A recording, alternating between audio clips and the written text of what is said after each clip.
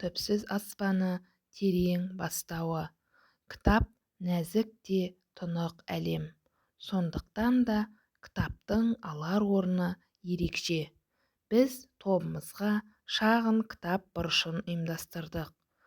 Тобымыздың кітап бұрышынан сіздерге шағын үзінділерді ұсынамыз. Біздің сыныбымызда кітап бұрышы бар. Біздің кітап саңлақтарымыз бар. Жұмбақ ертектері бар. Мынау шалқан ертегісі. Мынау үйшік ертегісі. Мынау қызыл терпек ертегісі. Мынау бауырсақ ертегісі.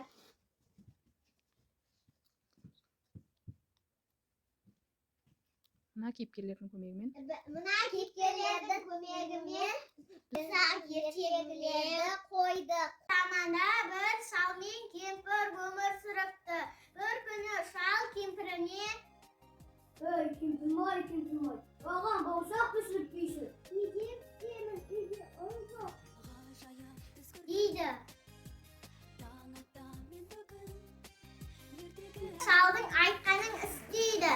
Қамбаны сыпырып, екі уыстай ұн жинап, қаймаққа қамыр үйіп, бауырсақ жасайды.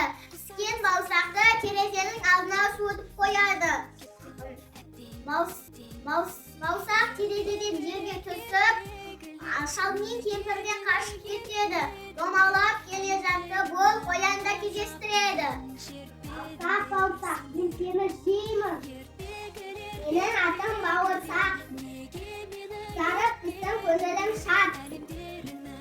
Қамбаның түбін қинаған, илеу ішпен илеген, қаймақпенен илеген, күйдірмей майға пісірген, атайдан да құтылдым, әжейден де құтылдым, қояннан да құтылдым. Мынау менің жүрегім, бәрі осыдан басталған, мынау басым ақылды, бәрі осыдан басқарған. Мынау менің оң қолым, мынау менің сол қолым, барлық істі атқарған. Bir дегенім бесік шықтым судан өсіп, екі дегенім елім, дала тауым көл, үш дегенім үміт, үміт ата жеген, төрт дегенім төзім, төзе білем өзім, бес дегенім бақыт, бағалайтын уақыт, алты дегенім ақыл, тыңдағаным ақыл.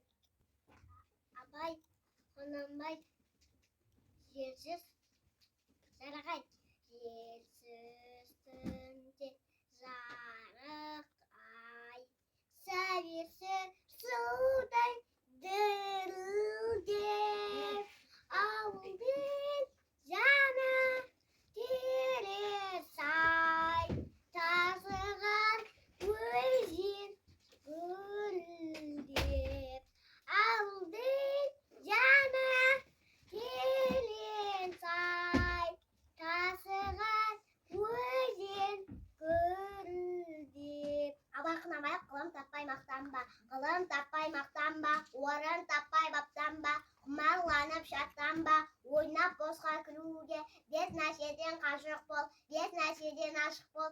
Адам болан десеңіз, тілеу өмірдің алдында, оған қайғы десеңіз, есек өтірік мақтаншақ, леншек бекер мұң шашпақ, бес асығыс көмсеңіз.